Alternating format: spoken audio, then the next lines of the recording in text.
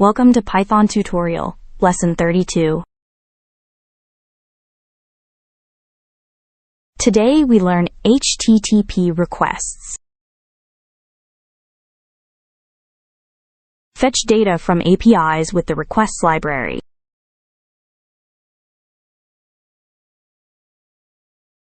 HTTP is how your program talks to web servers and APIs.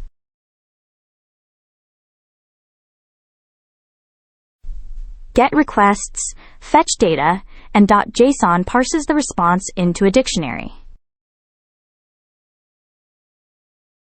Query parameters let you filter and customize results.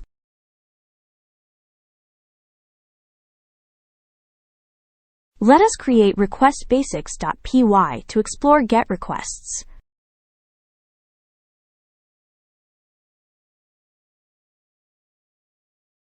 We import the requests library. It handles all the HTTP details for us.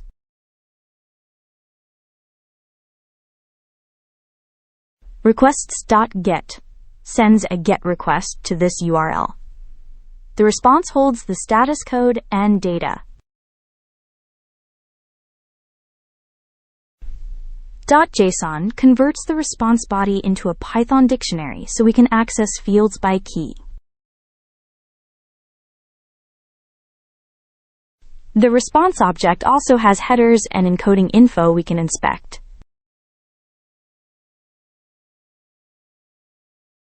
Query parameters filter the results. Here we limit to 3 posts for user 1.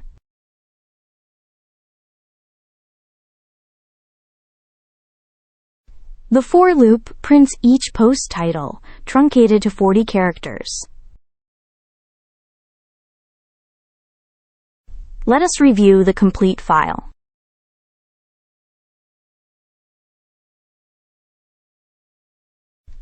Notice how little code we need. Requests handles connections, encoding, and JSON parsing. Now let us run it and see real API responses.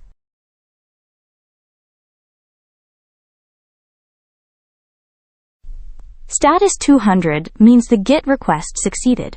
OK true confirms it. .json gave us Leanne Graham with her email and company, all from one dictionary. Content type shows the server sent JSON. The encoding is UTF-8. The query returned exactly 3 posts for user 1, each title truncated to 40 characters.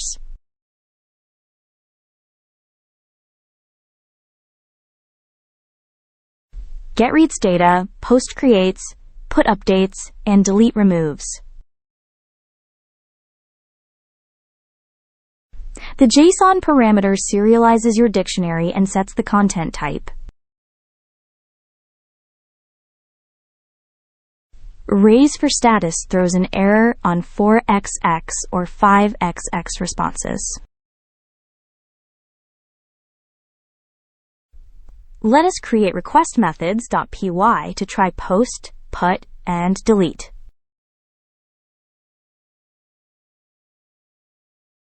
We import requests again. Each HTTP method has its own function.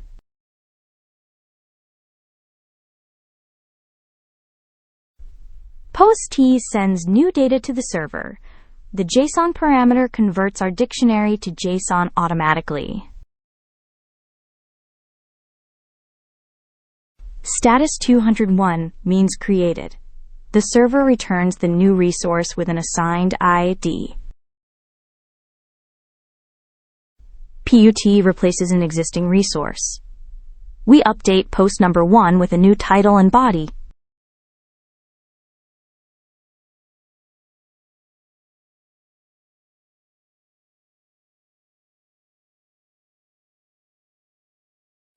Delete removes a resource.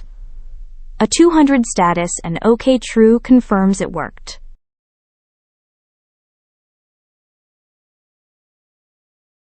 Custom headers pass extra info like API keys. the server echoes back what it received.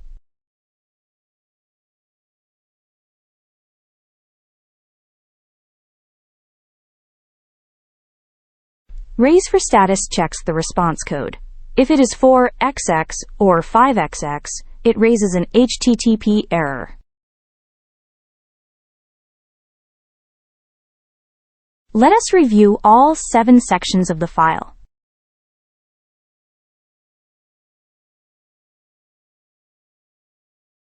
Each method follows the same pattern: call, check status, print result.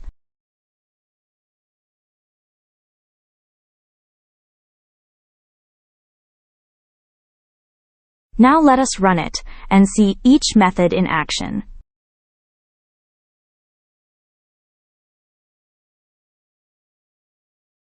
Post returned 201, meaning created. The server assigned ID 101 to our Globex report. POT returned 200, and the title changed to Updated Initech Memo. The original was replaced. Delete confirmed removal with status 200 and OK true.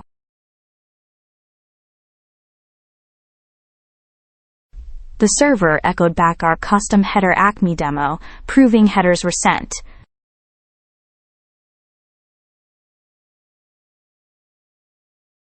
Raise for status caught the 404 and printed the full error message with the URL.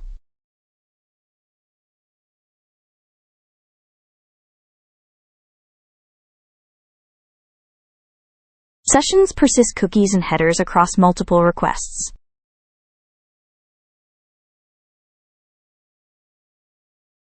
Timeout prevents your program from hanging when a server is slow.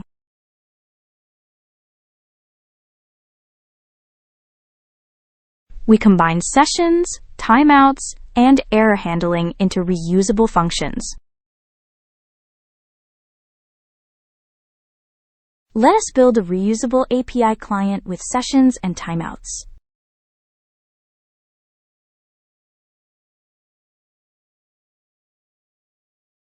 We import requests, building on the first 2 demos.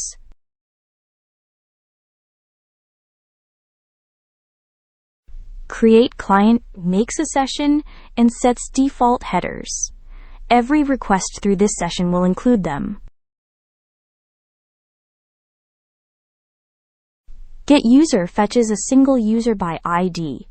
Timeout 5 seconds prevents hanging if the server is slow.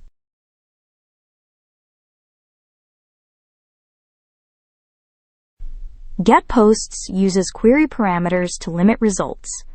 The same timeout and error checking applies. Show summary formats user details and their posts into a readable display.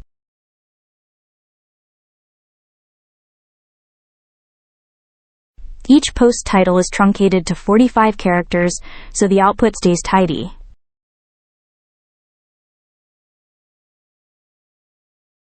In the main section, we create the client once and reuse it for all requests.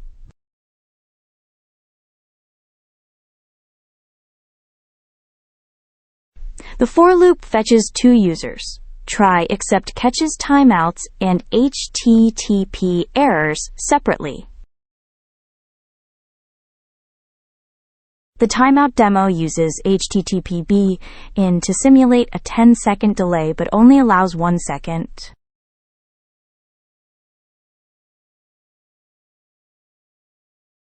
Finally, we close the session to free up connections.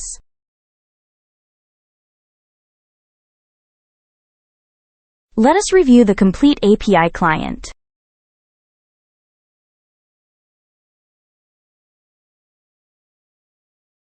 Four reusable functions plus a main loop. This pattern scales to any REST API.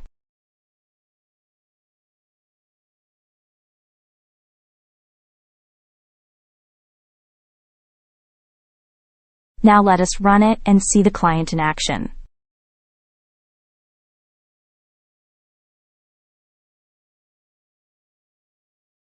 User 1 is Leanne Graham from Romagera Krona with 3 posts, all fetched through our session.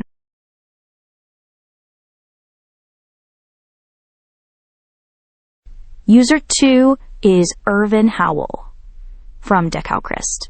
Same functions, same session, same error handling.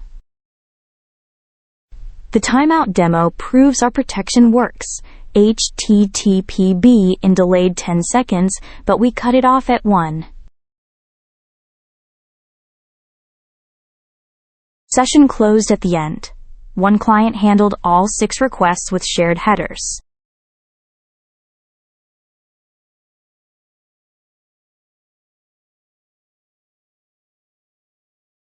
Let us recap HTTP requests. Get fetches data, post, put, and delete, modify it. Sessions share headers. Timeout guards against slow servers.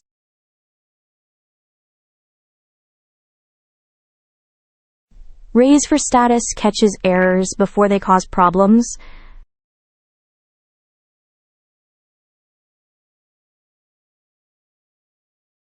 Thanks for watching. Subscribe for more Python tutorials. Next time we explore web scraping.